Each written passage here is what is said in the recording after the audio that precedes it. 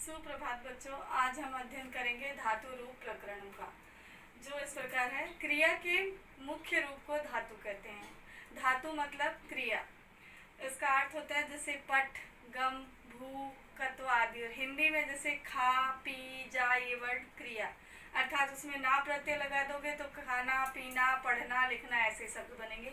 उसी प्रकार हमारे संस्कृत में जो धातु होती है वो कहलाती है, क्रिया का मुख्य भाग कहलाती है, अर्थात मूल रूप कहलाती है। अब हम इसको शुरू करते हैं। जो धातु है इसको हम प्राय जो पाणिनि व्याकरण के अनुसार उसको 10 भागों में बांटा गया है, जो इस प्रकार है। ध्यानपूर्वक देखें।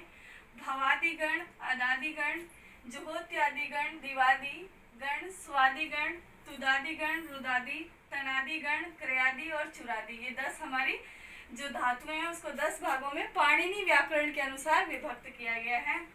और उसके बाद धातुओं के साथ काल व अवस्था को सूचित करने वाले प्रत्यय लगाए जाते हैं। काल व अवस्था को संस्कृत में हम क्या कहते हैं? लकार कहते हैं। अब धातुएं हमारी कितने प्रकार की होती है? 2 प्रकार की। एक होती है प्रश्नपदी और दूसरी होती है आत्मनेपदी।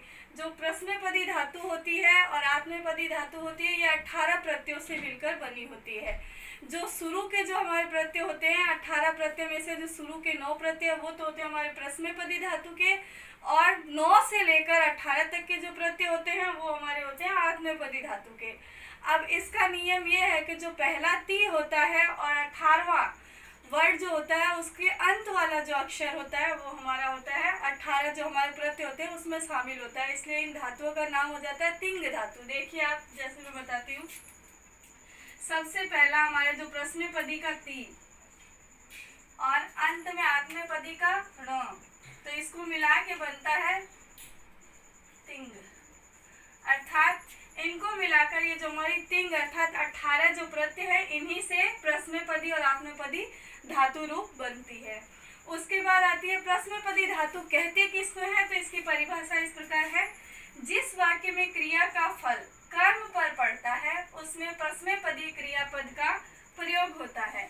अर्थात जिनमें ये 9 प्रत्यय शामिल होते हैं। ये 9 प्रत्यय कौन से हैं? आप सुन लें। तिप, तस, झी, सिप, थस, थ, मिप, वस, मस। और उसके बाद जो आत्मनेपदी है वो उसके प्रत्यय इस प्रकार है। त, अतान, झ, थास, अथाम, वम, इट, वहिंग और महिंग। इनको मिला के जो हमारे 18 प्रत्यय है, इन्हीं से हमारी धातुओं का निर्माण होता है। अब ये हो गए जो पहले 1 से लेकर 9 तक जो प्रत्यय है वो तो हो गए हमारे प्रश्नपदी धातु के, और उसके बाद हमारे आत्मनेपदी धातु के 11 से लेकर ये हमारे 18 तक के जो प्रत्यय वो हो गए हमारे आत्मनेपदी धातु के।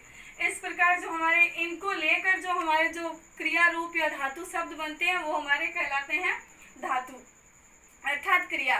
जैसे पठ वर्ड है तो उसको बनाने के लिए कैसे हम लिखेंगे? तो पठ प्लस लास्ट में जो आता है उसको जोड़कर जो शब्द बनता है पठ प्लस अति अर्थात पठती बनता है। उसी प्रकार हम तरह तरह की धातुओं का निर्माण करना अगले अध्याय में सीखेंगे।